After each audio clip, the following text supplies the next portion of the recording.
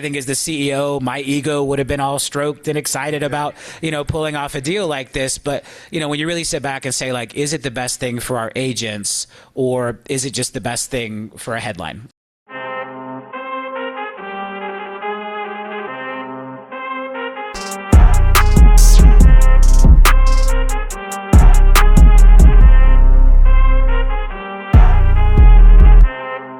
And really good reviews. We've continued to improve that experience. We put the expo hall in the back of the building, put some new signage up, really improved all the classrooms. So I was really proud of how well we're developing that Ascend Initiative University. And remember, that was the old ITT Tech campus that I bought out of bankruptcy. And so that was great. So really good feedback on SpringCon last week. That was last week's live Motivation Monday. Now this week we're in Austin with a team leader mastermind here for team growth, and just really excited, man. We've got a great crowd here. Actually, we want to shoot can we turn the camera around real quick? Spin the camera around here and kind of show everybody at home the amazing crowd we have.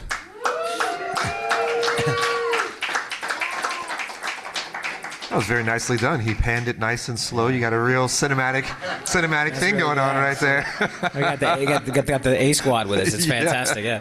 That's awesome. So we're enjoying our time out here. Had the opportunity to hang out, experience a little bit of Austin last night, which was fantastic. Davey, actually, for those who don't know, is a very accomplished saxophonist, and sent us a text message and said, "Hey man, I'm about to go to this event this night where I'm going to try to just jump on stage and do his thing." And my boy crushed. So for those who came and saw, he did his thing. Just so much talent in the group, man. It was really awesome. So a great way to experience Austin last night. A couple of days ahead of us. So let's go ahead and jump right in. Let's do a recap of SpringCon. I know you kind of talked about it. I think we've got a recap video. Yeah. Let's play that. SpringCon has been top notch. I mean, flying in and actually getting to see the building and what they're actually building for us makes it that much more realistic. Oh, it's amazing. It's been amazing. All of the people here, LPT, is an infectious environment, and this has been an incredible experience. Collaboration, the content, the short group masterminds, the connection with agents from all over, it's been fantastic. Feels like a big family, actually. All of the sessions have been so insightful. I've learned so much that I can take back to our team. Very motivating, a lot of information, a tremendous amount of information, so I got to pack it all in, but very excited. All of the people sharing their testimony has motivated me in so many ways, and just being out here with my team has created a bond that's going to last us throughout the whole year. This ended up being the best choice of my entire life. I absolutely love LPT. I love what it stands for. I love all the people I've met throughout this journey. This company just gives back everything we put into it, so I love it. Awesome, fantastic. What a great time it was, to get to see people. And that intimate group, I think, is just so different, because we've got the big FallCon event where there's thousands of agents, but being in those smaller rooms where you can ask specific questions about your business and get the answers, I think there's just something so powerful if you're really trying to make some significant walkthroughs. Yeah, we hope to see everybody at FallCon, coming up in October this year. It's going to be fantastic. We're doing it at the RP Funding Center. For those of you who follow along on Motivation Monday, I kind of told the story of that. It's a building halfway between Tampa and Orlando, massive, event space, and we can really do anything we want there. My mortgage company, RP Funding, is the naming sponsor. That RP up on that building is my initials, and I was hesitant to have a conference there because I didn't want people to think, oh, this is him trying to get mortgages or whatever, which I've made so clear to everyone is not my intention behind LPT. And I feel like after 4 years of proving that out, it's going to be fun to go back to that building and bring everybody together and have an amazing conference. So make sure you grab those FallCon tickets. They're selling at a fantastic pace. The buddy passes are still available. Again, there's a limited number of those for each of the different ticket levels. So make sure you grab your FallCon tickets. That's our next really big event coming up, and hope to see thousands of LPT agents join us in Lakeland, Florida for the 2026 FallCon at the RP Funding Center. Yeah, going to be amazing. All right, so we're going to walk through why we're here. Then we're going to go through some industry consolidation, some market updates, and some headlines that have just recently kind of come out. So why are we here in Austin? What's going on with Housing Wire? What's expected for the next couple of days? Yeah, so Housing Wire, the gathering, big industry event. I think Housing Wire was maybe traditionally more of a mortgage-focused publication. They've really done a good job of getting more ingrained, I think, in the real estate side of things in the last couple of years. I'm going to be, speaking, doing a one-on-one, with their leadership to kind of talk about our growth. They own Real Trends, so they recognize that we are the fastest-growing brokerage, ever, and last year, really by any metric. Like Deloitte's now said it, Inman said it, Housing Wire said it, T360 said it on stage with me last week. Because I get it. Like you can kind of play with the numbers. Like, well, we were the fastest growing public company who has a red door or whatever. Like you can always like quantify things, and it's like just no asterisks. Like we're the fastest growing brokerage ever. Like transaction count, agent count, like whatever you want to throw at it. So we're gonna be talking about that on stage at Housing Wire, and then a couple other industry meetings we're having here, and then we put this mastermind together for our Team Growth Pro members. So really excited to be in Austin, excited to be down at Housing Wire. I did their podcast, which is now live, a couple of weeks ago. Talked a lot about where I think the space is going. A lot of consolidation happening. We're going to touch on that. Another big consolidation news kind of hitting this morning. But yeah, excited to be in Austin. Excited to be taking the stage to represent all of our amazing LPT family at the gathering. Yeah, that's going to be excited. Hopefully, we'll have the opportunity to capture some video and share some nuggets with our group in Motivational Monday, who doesn't necessarily always have the opportunity to hear you talk. And what it sounds like when you're speaking to other industry leaders, because there's a portion of like, hey, we all hear what you say and we know how you think and we're a part of that mission, but for the people who are outside of our four walls, sometimes they're like, oh my gosh, I've never mind blown. I've never heard of a CEO this guy doesn't talk like a CEO of these other real estate companies. It's interesting because I'm authentic with you guys on Motivation Monday. I don't come on Motivation Monday and say one thing and then go on these stages and say something different. Like it's very consistent because it's authentic, but it's not what the industry is used to hearing, which has been nice to see that reaction, because we are pushing things forward at a time when the industry needs to move forward. There's a lot of choices about how people do that, and I'm really proud of the path we've been on and how we're doing this. Yeah, I mean, I think that when you look at all the things that have changed over the course of the last year with the introduction of the BBA, you're seeing this consolidation, you're seeing the market, the macroeconomic kind of headlines change and put pressure on the business in different ways.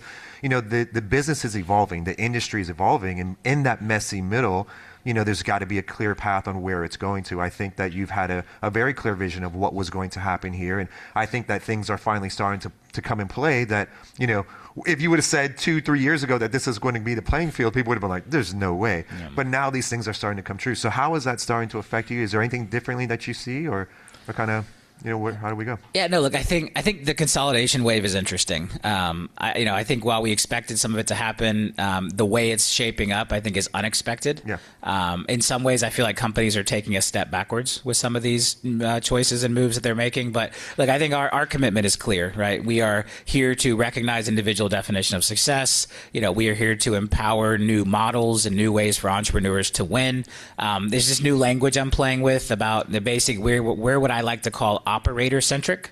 So, you had like agent-centric, you had entrepreneur-centric. I think of us as being operator-centric.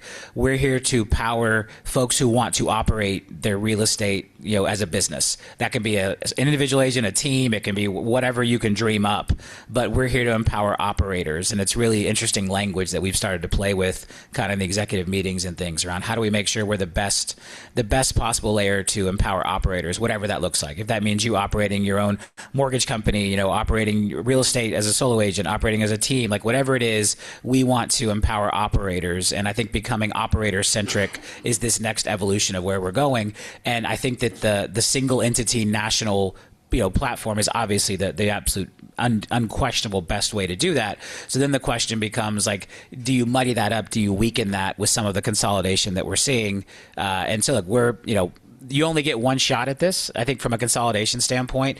And so we're really watching the playing field and figuring out what aligns with the mission, right? Our mission is not to have the highest agent count. Our mission is not to, to just drive growth for the sake of growth. Like, we've been the fastest growing because our mission was to empower as many people as possible and to empower as many different individual definitions of success as possible. And that's what we're going to stay, focused on. Let's unpack a little bit further. Like, if you want to jump into the side right now, we've got some Desi Awards and some announcements. We can put that at the tail end if you want, since it seems like just kind of a natural progression. But thinking about this consolidation piece, and so to your point, as the industry starts to change, the single entity brokerage, national brokerage, is the path forward, right? We know that everyone's trying to ultimately align to that. And then to your point, there's a couple different ways to do that. And there's hurdles if you are not that and you're trying to accomplish that. How do you see that being more pressure on the industry, or what happens as we continue to go through this messy middle? Yeah, so I think what's interesting is we've now seen two smaller national single entity brokerages purchase larger legacy franchise companies by agent count, right? You had Compass purchasing Anywhere. Compass had, I think, 30,000 agents. Anywhere had 300,000. And now you have Real, 30,000 agents purchasing Remax at 190,000 agents or whatever it is. And so I think it's really interesting to show how weakened the legacy franchise economics have become. And really, I think the sentiment is that the legacy franchises are not going to make it. We believe they're going to be replaced by teams, right? And that's not team versus solo agent, that's team versus legacy franchise, which ultimately then gives individual agents more choices because they can choose between a team, they can choose between a cloud brokerage that's at a team at a cloud brokerage directly. Like it creates even more agent choice, but that's really where we're going. And so Wall Street understands that, value understands that. And so you've seen this opportunity for smaller national brokerages like us really have the power right now. Compass did it. Real's now done it. There's a couple of us left that haven't made a move yet. The recent purchase is really interesting to me. There's been no secret that Remax was up for sale, right? Like these rumors have been swirling around. We've had a lot of discussions about it internally. Our executive team sat and said, "Hey, is that something we think we should pursue?" If you'll see on the announcement this morning, Remax was represented by J.P. Morgan. It's the same team we work with at J.P. Morgan who represented Remax.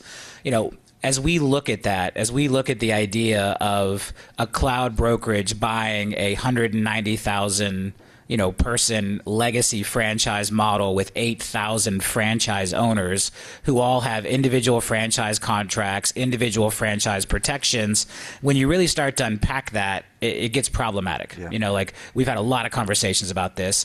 The headline is, oh, great, you're going to turn the legacy franchise into a cloud. Well, you can't do that. You can't violate 8,000 people's franchise agreements who bought a franchise. U.S. franchise law is very much in favor of the local franchise owner, protecting them from the big bad, franchise seller in the sky. And so it's not as simple as, oh, we're going to go buy a legacy franchise company and we're going to turn them into cloud and they're suddenly going to get all of our technology and everything's going to be great. Is very problematic. And one of my fears was, does it actually make us more of a legacy franchise company, right? If a 20,000 agent cloud brokerage buys a 100,000 agent, a fictitious 100,000 agent franchise company, what does the 100,000 franchise company magically become cloud, or does the cloud start to look more like a legacy franchise brokerage? What happens to the culture? What happens to the misalignment of outcomes between the local franchise owner and the agents? There's recruiting problems, right? Like there's limitations on a franchise company being able to recruit agents from someone they sold a franchise to. Like it's just really messy. And I think for me, we believe that we can build this the right way. Like we believe we can build this with a culture that is aligned, and bringing in 190,000 people who didn't choose your brand, or 100,000 people didn't choose your brand, whatever the number is, and then trying to unify those cultures, I think is very problematic. And so while I think it's a great shortcut on paper, look, the headlines will be fantastic. Agent count goes through the roof. Look, I think as the CEO, my ego would have been all stroked and excited about, pulling off a deal like this. But, when you really sit back and say, like, is it the best thing for our agents, or is it just the best thing for a headline? And, when, again, we looked at the landscape, there's only so many companies out there that can be purchased. I would say all of the legacy franchise operations are for sale in one way or another because they don't really have a path forward. No one believes that legacy franchise is going to turn it around and start to grow again. Right. It's all about moving to single entity and the cloud. But, do we want to take a shortcut to get there or not? Right? Like there's only a certain size we can get to. How do we want to get there? And two, we have a certain amount of dry powder. We have more than most because we have no debt, because we have no outside capital. We have a very strong balance sheet that we can do big deals. It's just, is it the right deal? And I think that's something that I'm just very, very pragmatic about. And part of that is because we're winning. Right, like we're hitting all of our goals, we're profitable. I think it would be different if I was sitting here with a company that was losing money and I was watching growth slow and I didn't understand what my exit was or how we were going to turn the ship around, and maybe we had tried to get into mortgage and we had failed, and we had tried to get into credit cards or whatever and we had failed. Maybe I would have a different attitude toward a big acquisition like that. But I think if we can grow this properly and grow this together and we all win together, that's what I that's what I came out of retirement to do with you guys. Yeah, that's right. And that is the future. And that is, it's just so interesting because, we understand what the cloud, the power of that and the hurdles of that and building community. But there's a whole group of entrepreneurs out there who are still in the previous, I guess you could say, era of real estate. And so, them having some exposure to this, I think, is going to be very powerful to understand what we have all understood for many years, the power of these type of rooms and the power of these type of brokerages who just come in to be the rails underneath your business and support you in a different way and not be overshadowed by what the previous era of real estate used to look like. So it's going to be interesting to see how this all shakes out. I think one of our biggest fears as we looked at this, because again, as an opportunity, again, they're out there, it's the agent confusion, right? Like you have a lot of agents who woke up this morning and they're thinking, well, what does this mean for me? Does this mean that I now get access to rev share if I'm a RE/MAX agent? Does this now mean that my split changes if I'm a RE/MAX agent? Well, because you work for a franchise owner. I think that's what a lot of people miss. Like when we put out the brokerage rankings, I always get the question like, well, why isn't Keller Williams on there? Keller Williams isn't a brokerage. Right. Why isn't RE/MAX on there? RE/MAX isn't a brokerage. These are franchise companies. They sell franchises to broker owners. Like no agents work for RE/MAX. Agents work for the local RE/MAX owner. Keith Pike, #1 RE/MAX owner in Arkansas, now here with us at LPT, sitting in the room with me. Those agents worked for Keith. They don't work for RE/MAX. They worked for Keith's LLC, which bought a franchise from RE/MAX. So RE/MAX has no agents, right? Keller Williams does not have agents. The brokerages do.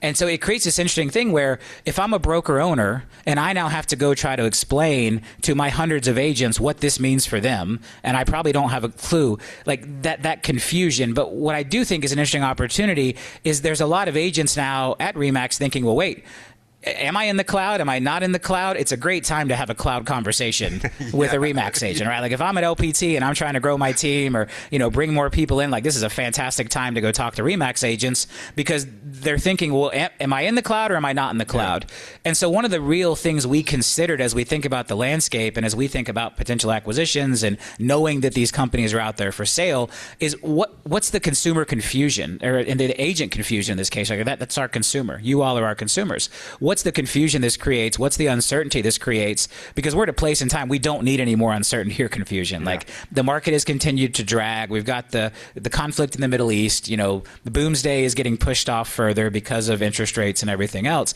This isn't a great time to introduce noise and confusion. And so check on your friends at RE/MAX because they're probably feeling a lot of confusion this morning and wondering, what does this mean for them? And the thing is, you can't just snap your fingers and eliminate that local franchise owner. You can't just say, oh, we're in the cloud now. We're going to give you better economics and give you revenue share.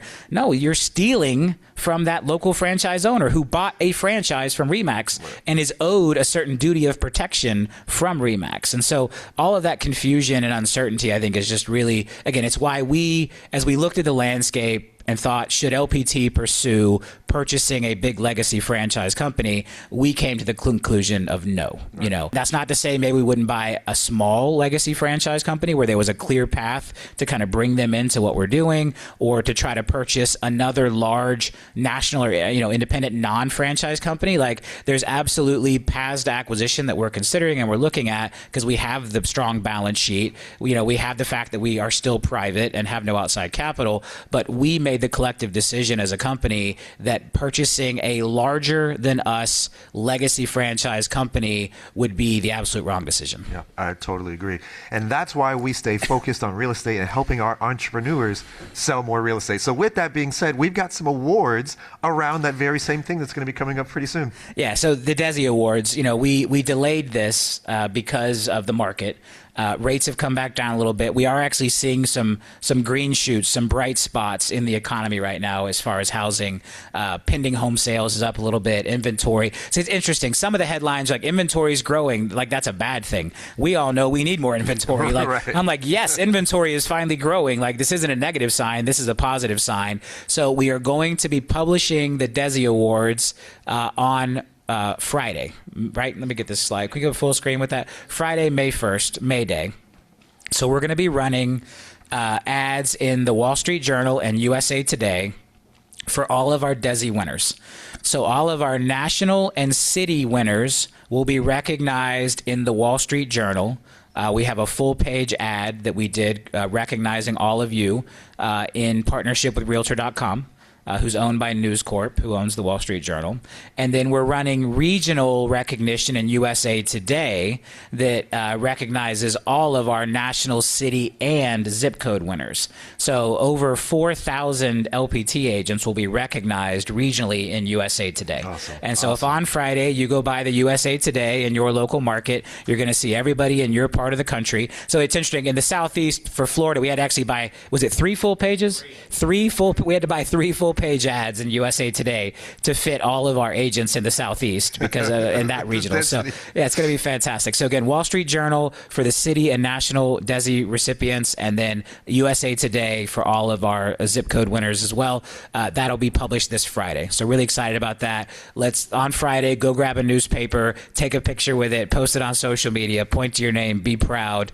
We're recognizing all of the amazing producers here at LPT Realty with the DESIs in newspaper print on Friday. Yeah, how cool, man! It's I hope to see many names on there that we recognize, and I hope that people put those in their offices as as something to remember. Highlight your name, blow it up, frame it. It's a really cool thing. Yeah, super cool. Okay, so a lot of noise in the industry. We have to stay focused on what we do, which is helping people buy and sell real estate and being that light for them. And we know that as the market continues to be tough, that there's a lot of pressure on that. There's a lot of negativity on that. And then now you've got all this other noise and disruption. So what is your advice to our entrepreneurs who are maybe feeling a little uncertain, maybe feeling a little shaky about what's happening?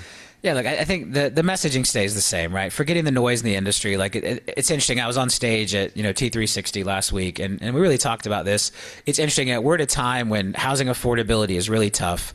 A lot of people feel trapped in their homes, like sellers making the decision not to list. We're starting to see that thaw a little bit, but there's people that feel trapped by that low interest rate. They're going through a divorce. They need a different home. They feel trapped. Housing affordability is a concern. And then we're over here as an industry, like fighting about private listing networks, like it's just not great. Or we're over here as an industry, going through these massive consolidations, and it really distracts from the core problem, which is we need to be focused on helping our consumers.